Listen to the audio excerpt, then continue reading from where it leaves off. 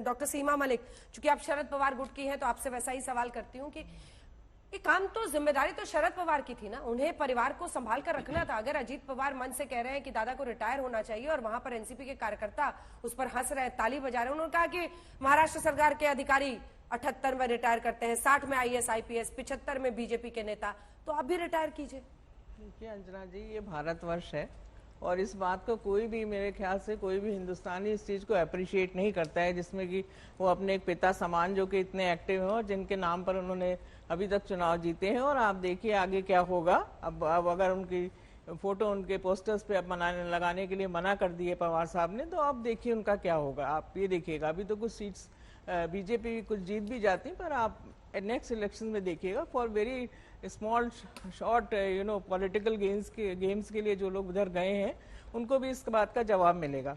और देखिए इस बात को कोई भी अप्रिशिएट नहीं करेगा, चाहे मैं हूं या आप हूं, कि आप 75 साल के हो गए, अब आपको रिटायर होना चाहिए। सिर्फ 84 के जो भी 75 के बाद बीजेपी में हो जाते हैं। और देखिए मैं आपको ये बोलूंगी कि मैं बहुत पुरानी प्रवक्ता हूँ, बहुत डिबेट्स करे मैंने, शहजाद जी भी और अन्य जो बीजेपी के प्रवक्ता हैं, जिसमें कि वो बिल्कुल पानी पी पी कर कोसते थे कि ये अब प्रफुल्ल पटेल जी या दादा पवार, एंड हम लोग पूरे टाइम उनको डिफेंड करते रहते थे। तो हमने नहीं उनको चोर बोला, आप उनको हमेशा पूरे टाइम चोर बोलते रहे।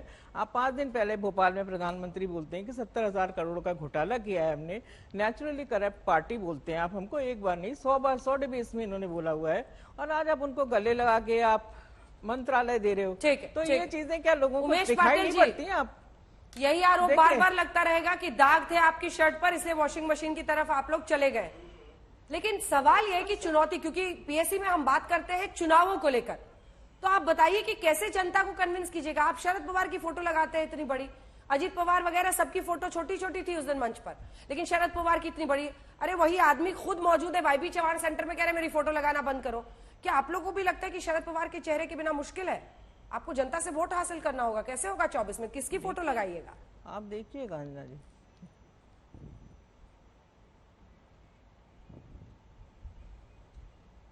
मिस्टर पाटिल, आवाज आ रही है?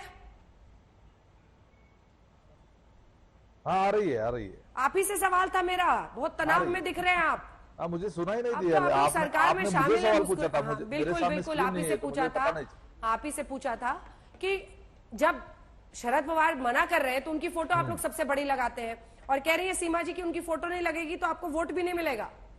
देखिए पवार साहब का फोटो लगाना नहीं लगाना वो सीमा जी तय नहीं करेंगी, और पवार साहब हमारे दिल में है। हमें उनको ही नेता मानते हैं, उनको भगवान मानते हैं, वो हमारा आदर्श मानते हैं। देखिए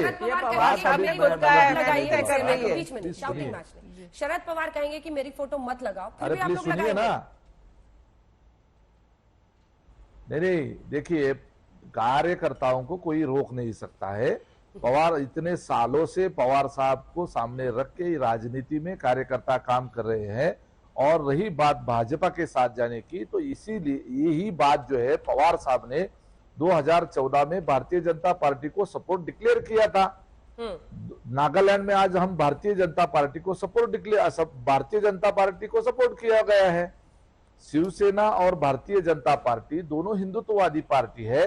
तो अगर हम शिवसेना के साथ जा सकते हैं, जो कि हमने शिवसेना के साथ जाने के लिए मना किए थे, भारतीय जनता पार्टी के साथ जाने के लिए सभी लोगों ने पवार साहब के मार्गदर्शन में अगर डिसाइड किया गया था, उस वक्त कहा गया था कि शिवसेना एक कम्युनल पार्टी है, उसको साथ में हम नहीं रख सकते हैं।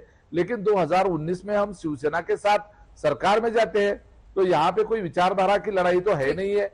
अभी जो डिसीजन, रही बात पवार, अभी जो डिसीजन लिया है वो सभी पार्टी के सभी सीनियर लीडर, पार्टी के कार्यकर्ता, पार्टी के पदाधिकारियों ने मेजोरिटी में ये निर्णय लिया है। पवार साहब ने पूरे लाइफ में पूरे डेमोक्रेसी का आदर किया है, डेमोक्रेटिक वे का आदर किया है। अभी इस वक्त भी ये सभी लीडर जो है वो चाहते थे कि पवार साहब ये सब जो निर्णय लिया गया है उसके साथ रहे। पवार साहब साथ में थे भी, लेकिन कुछ पार्टी के अंदर कुछ लोग ऐसे बैठे हुए हैं जो पवार साहब को ये डिसीजन सबके साथ आने से मना कर रहे हैं, और इनके उस हट की वजह से शिंदे ये साहब के प्रवक्ता भी परिवार यही में कहते भी थे ये सारे। टूट देखने संजय को जी, हमें मिल जब रही शिंदे है। गुट के प्रवक्ता आते थे, ठीक है मैं लौट रही हूँ सर आपके पास, शिंदे गुट के प्रवक्ता आते थे, वो भी कहते थे कि उद्धव ठाकरे के इर्द गिर्द कुछ ऐसे लोग बैठे हैं जो उनके विवेक पर कब्जा कर रहे हैं।